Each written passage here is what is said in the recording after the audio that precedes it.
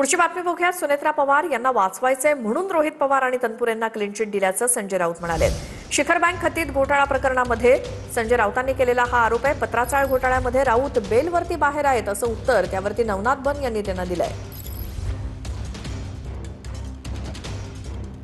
पवार आणि तनपुरे यांना clean chit दिली गेलेली आहे।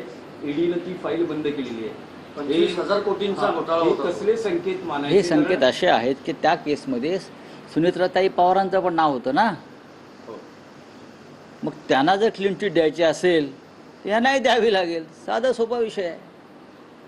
त्या केसमध्ये विद्यमान उपमुख्यमंत्री सुनेत्राताई पवारांचं नाव आहे।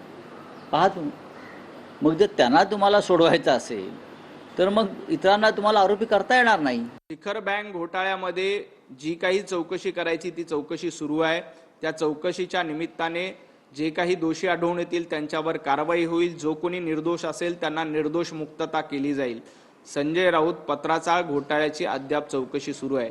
पत्राचाळ घोटाळ्यामध्ये तुम्हाला क्लीन चिट मिळाली नाही। तुम्ही जरा पत्राचाळ घोटाळ्याचा जास्त विचार करा। आपण बेलवर बाहेर आहोत याचा विचार करा।